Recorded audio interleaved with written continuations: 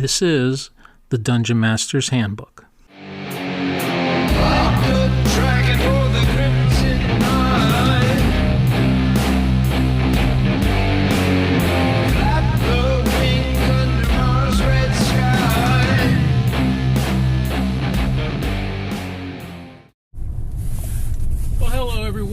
I'm Michael, also known as Chicago Wiz, and surprise,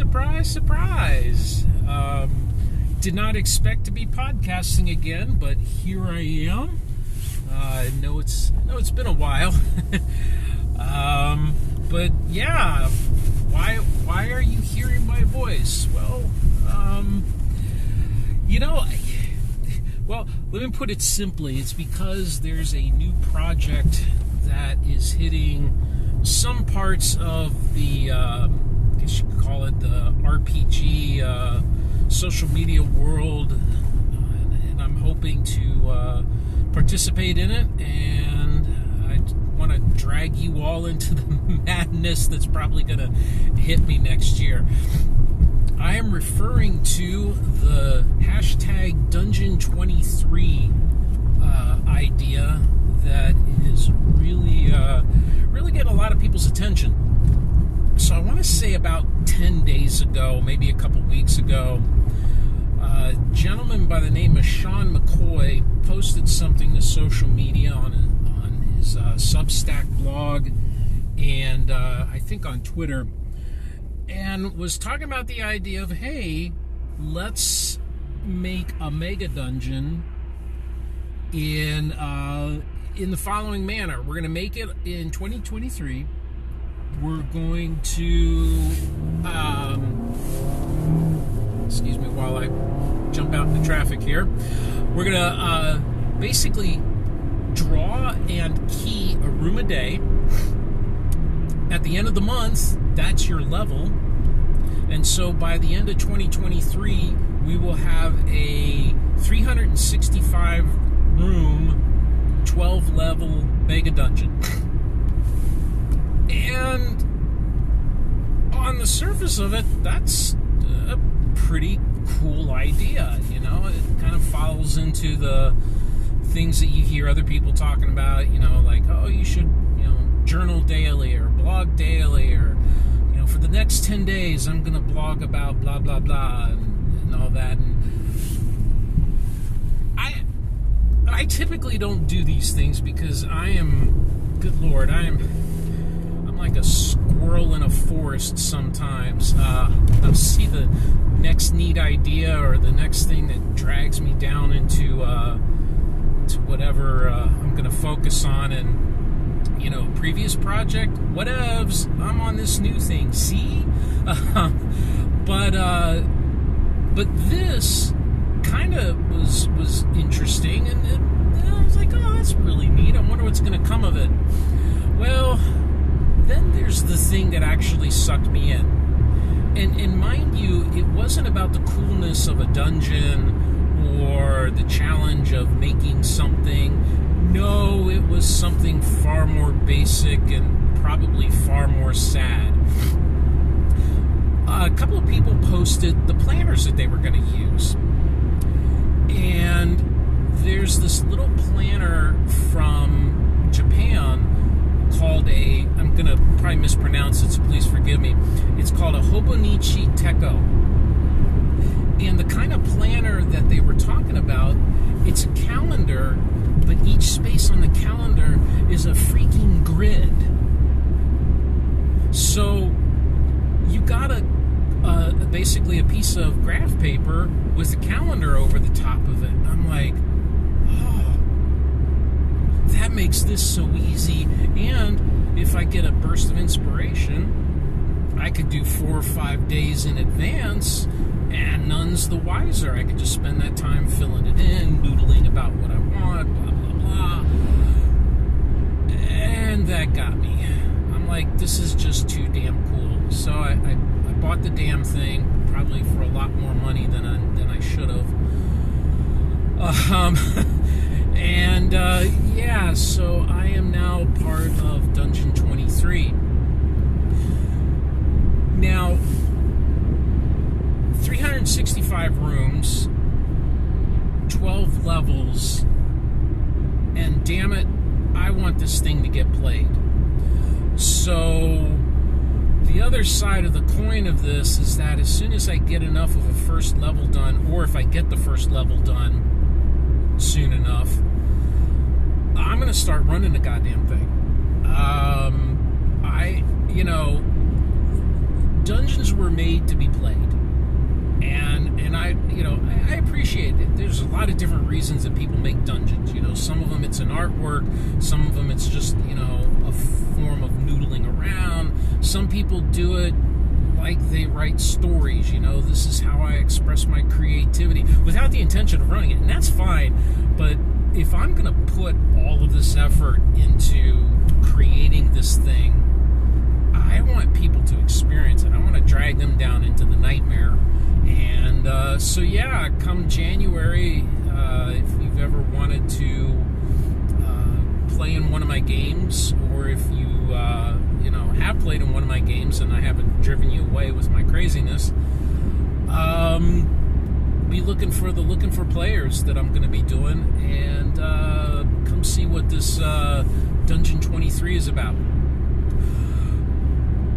The other thing, or one of the other things that I think is cool about this whole idea of Dungeon23, well, there's several reasons. One is I think it captures kind of a zeitgeist right now. There's a number of people that are just, excuse my language here, just fucking done with Twitter and with the way it is descended into Twitter 4chan, at least my opinion. And they migrated to Mastodon, they migrated back to blogs, maybe they're migrating over to podcasts and maybe TikTok and all that. And, right at the moment that people are kind of moving houses, if you will, and looking around and saying, well, what the hell am I going to do here? Up comes this idea. And it gives people a chance to participate in something that's cool, but also to kind of form the community. I saw this back in, 2008, 2009, when if you want to call it the first wave or what have you, I'm going to call it the first wave. The first wave of the OSR was cresting. There was tons of blogs out there. Some really damn good ones, and you had some questionable ones like mine. God, I was such an asshole sometimes back then. Anyway, so, and people got together, and the blogs, and that's when the one-page dungeon thing kind of took off.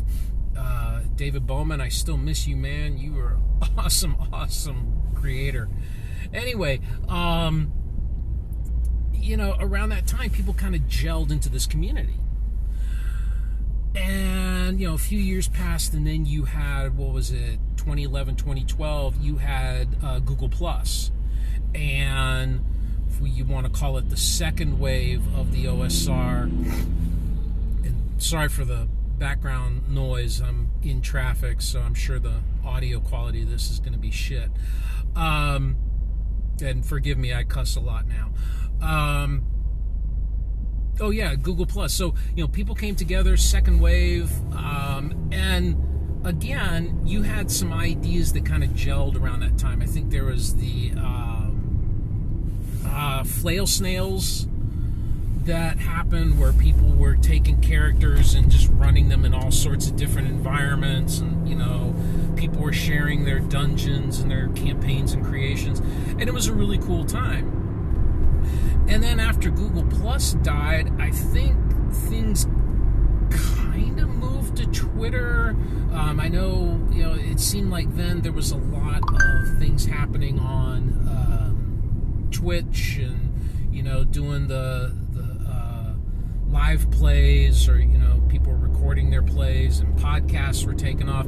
Anyway, so this whole Dungeon23 thing is happening at a time where you've got yet another movement, another community forming.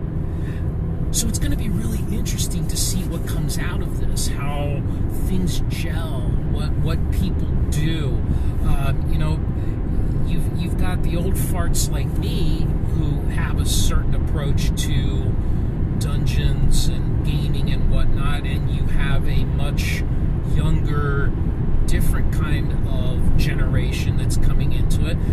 But there's going to be a lot of really cool ideas and a lot of creative energy around this. And I don't know about you, but that's really awesome. I think that's probably going to be the most entertaining part.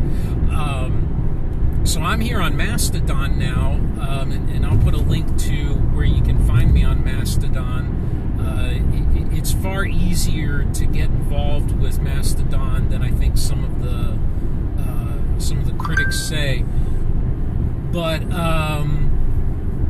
yeah, I'm going to be interested to see what's happening. I'm boosting the hell out of posts that I see for Dungeon23. Boosting is basically kind of retweeting, but without the algorithm. Anyway, different subject. It's just Mastodon terminology. So anyway, so I'm full in on this community thing because I think it's really exciting. And that's the other thing that I think I'm excited about with this is not only the community building, but the chance to share a little bit about the art of making a dungeon. And what the hell do I mean by that? Well, I'm going to use the one-page dungeon contest as kind of my demonstration, if you will. So the one-page dungeon template comes out, and all of us that were into it were talking about how to use it as the template for making a mega dungeon. Because back in the late aughts, that was the thing. We're all going to make mega dungeons, and I think certainly we've seen some of them, become the, sorry for all the blinging, some of them have become the real expression of what we meant by mega dungeon. I think Mike Curtis's Stonehell is probably what I would consider, from my point of view, the closest to what I saw as a mega dungeon and how it was going to come out and how it was going to be expressed in a kind of a one-page format. But then as different folks, and I'm going to use the phrase different generations of players and DMs got a hold of the one page, you saw the dungeons change. I don't know about you, but when I see the one page, I want to cram as many rooms and as much content into that son of a gun as possible. But the last time that I judged the one-page dungeon contest, I think it was the last year it happened. I want to say 2018, 2019. I think it was right before, or no, I think it was the first year of the pandemic, so maybe 2020. I don't know. Memory's going. Old fart disease. Most of those dungeons, if they had 10 rooms, that was a lot. And I think that Dungeon23 is going to kind of bring to light why I think there's a difference between the way, I'm going to call it, the older generations of dungeons were put together and the newer. I'm not smart enough to know the psychology or, the trends, and I'm not going to fall into the trap of making generalizations, but the differences are real. I can look at a dungeon and just by looking at the map know, was this influenced by what I'm going to call old school aesthetics and approaches, or is it more of a newer generation dungeon? And it's the layout, it's the number of rooms, it's just simply the approach to the dungeon itself. So I think and I hope that the people that do really stick with this Dungeon 23 start to gain an appreciation of what it means to put 30 rooms in a level. What that means, what does that look like, how does that operate, because I think, at least for me, it's a different approach to how I think and where I put stuff and how I put stuff for something that's going to be, claustrophobic or have a lot of places to explore versus something that's kind of a quick hit. Here's a 5, 7, 10 room dungeon that I'm just going to throw down because, I need to put something down real quick. So I think that's going to be neat. And this kind of gets into the last thing I wanted to talk about in this podcast, and that's the concept of a dungeon itself. I am gonna make a generalization statement right now, and I do it intentionally. I think the dungeons that were created pre-2000, and I'd even go so far as to say maybe pre-1980, were based on a different concept than I'm going to use 1980 as my marker, than the dungeons after 1980. The dungeons of late 60s, when this stuff first started rolling in people's noggins, and especially in the 70s, when early to mid 70s, when Gary and David and the rest of the gang were really coming up with some of these content and contexts, the dungeon was the enemy. And the reason I say the dungeon was the enemy is because of the wargaming aspect. When you sit down at a war game, you are fighting someone else. The battle and the battlefield and the armies on it all work together to form the entire experience. And I have a feeling that people like Arneson really felt that, really grokked that the dungeon is as much an enemy as the things that you put into it. And that's why I think dungeons were vast, because you had a chance now to have this vast battlefield where the layout, the things that the players needed to do to survive a dungeon expedition were, all against you. And I think that held true for a long time until you get to the 80s, when now you're starting to see different avenues, more storytelling, more commercial application. Dungeons weren't meant to be enemies, weren't meant to be battlefields. Now they told a story. They had a theme to them, if you will. And yeah, some of Gygax's instructions kind of led to that. If you look at the instructions in OD&D and AD&D, they talk about dungeons having a story, and you start off with certain monsters and you put those down in places, and then you fill in the rest with random monsters that you get from an encounter table or from like the monster and treasure assortments that TSR sold.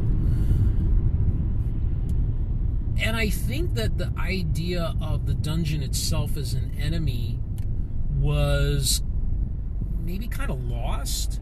And I think that's why dungeons like Tomb of Horrors get such attention, because there's a perfect example of a dungeon as an enemy itself.